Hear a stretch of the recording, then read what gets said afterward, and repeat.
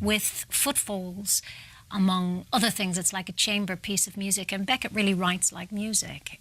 And where we'll be in the future, it's hard to say because it's all about the stories. What is the stories we're going to tell? And it's going to take us into places. You know, I think the winners will be, I'm not sure I have all the answers, but I think the winners will be the Terrence Winters of the future, who create great shows. Right. And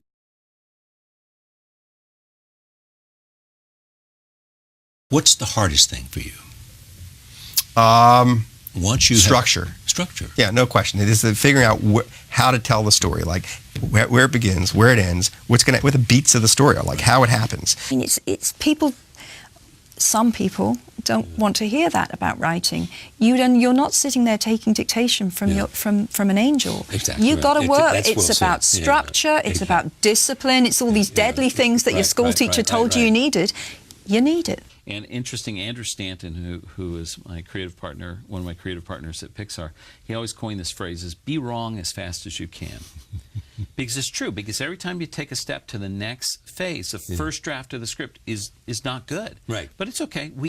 But I'm also interested in the creative process too, and I've come to understand, first of all, there's no spirit from on high that speaks to you. What speaks to you, you know, is a idea that you can then dive into and then make choices. You make choices about your characters. You make choices about, do they do this or do they do that? Yeah. You know, and that's what the creative idea is about.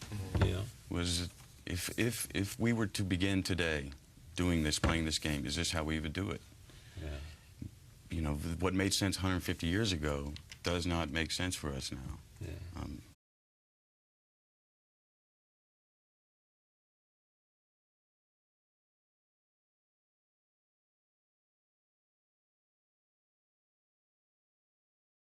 I mean, to me, there was this amazing confluence that happened at the turn of the century between the rise of a set of television writers who were very cantankerous and rebellious against the old rules of TV and its relationship with the audience, and then DVRs and the internet, which happened essentially simultaneously, enabling people to save shows and pause them and rewind them and archive them and then discuss them with strangers online. And I think when both of those forces came together, you could actually create shows with far greater complexity because people could decode them together and they could kind of last instead of squeezing into your living room like cookie dough, which is, it's almost hard to remember back when that was the only way that you watched television. Is this the best time to have content because the availability of so many places you can distribute content?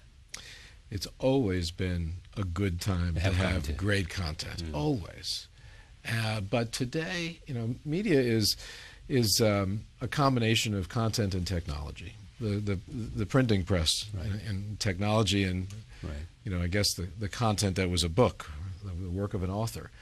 And today we're seeing content meeting technology like we've never seen technology before. I mean, it is turbocharged technology, and it's developing not only very rapidly, but in very, very compelling ways. Jonas and I, my son and co-writer, we always say that we have composed a screenplay was done in harmonies, and Sandra came to give the melody.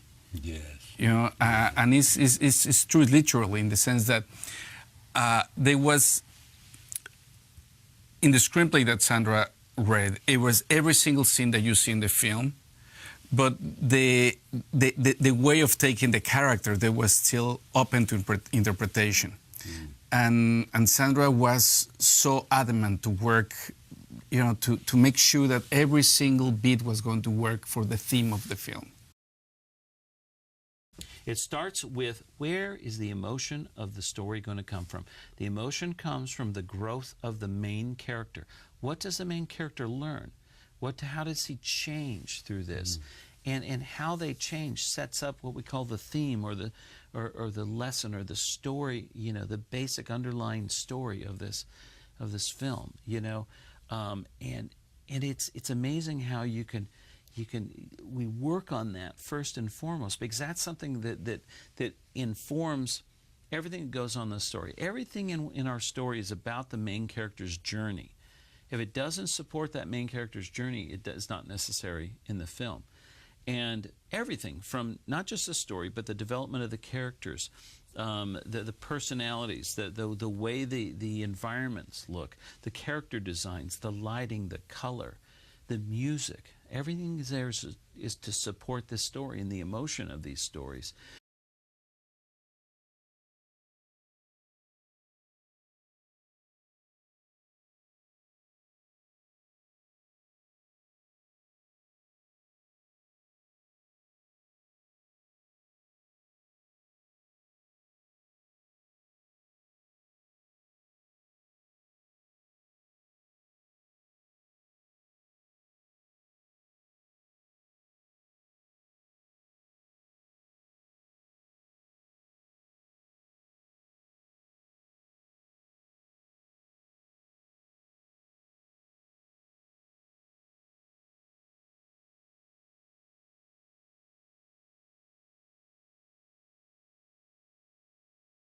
The manner in which those stories were told, you know, not just the ability to use adult language or nudity or things like that, but just to tell a long-form story over hours and hours and hours that actually doesn't spoon-feed the audience answers and actually is challenging. You know, that at the same time as all these other technologies coming together, I think really made a huge difference. I think one of the things that happened was that technology, including that which you spoke about, Netflix and VOD, both on cable and via the internet, met quality storytelling. And I think that's perhaps a little under-recognized because it allowed people to catch up in between seasons. And it allowed them to do it at their own choice, and it allowed them to do it in an environment that was a little bit more actually at home, like a cinema. You do it when you want, you're paying full attention. So if you're watching a nuanced drama, you're all in. And you get so all in that when the next season comes on, you sort of can't wait. So I think actors and writers, directors are frustrated with the ability, with the lack of ability to tell real stories. And you get a show like Breaking Bad or Mad Men or a show like my own where you can tell stories over dozens of hours and dig really deep into characters. I mean, for an actor to get a chance to play a role like that, or writers to get to develop basically a long-form novel in a television series, is really irresistible. Thank you. Is a trilogy hard? It was hard for me. Because? It was really long, and also I had to keep track of all the little details. It's sort of like continuity in a film. So if the person's got blue eyes in this scene, they've got to have blue eyes in that scene. El concepto de auditoría the concept creativa of an audit, the creative audit. Es un concepto muy It's nuestro. it's something that's very much ours. Estos libros están basados en esto. And these books are based on that idea. En el mundo creativo tiene In que the tener creative control. world, you have to have these things. No sirve. Yo soy creativo. You can't just say I'm me tienes que creative. dejar tranquilo. You leave me alone. No. Cuando tú pones mucho No. dinero When you put money en down un centro de I+D, in a center like MIT, tienes que tener, bueno, you un have to resultado. have a result. Y la gente. How do you go from chapter to chapter? How you get from here to there, sort of like, and where you want to go. And once I get the reporting, like the gathering of the material and the structuring of the thing go hand in hand. And I'm in agony about how this story, the best way to tell a story. When you tell a story, the important thing is what you leave out. So like, what can I leave out and get this story, like, how do I pare it down to like what it should be? Once I've got that, the words are easy. The words come very easily. I can write. I mean, I wrote Flash Boys in 4 or 5 months. Worked on it for a year and a half before that. But the words just pour out. Same as this thing. I did this thing in probably 4 months, 5 months. Where are you in? Started writing in April for a show that went on the air in May. So I spent a whole year. I worked on the show for a whole year, which is longer than I'd ever spent on it. So I did it more carefully this time. Is it like sculpturing? Yeah, I was talking to a friend of mine recently about how, well, you know, there's two kinds of sculpture. There's addition to sculpture and subtraction. Addition is where you keep adding clay till you get the right shape. And subtraction is where there's a block and you cut away what isn't the thing till you're left with the thing. So with the show, it's both. Today it proves that if you produce high-quality television in today's technological environment and you have reasonable resources, yes, you actually will find the audience. You won't get lost.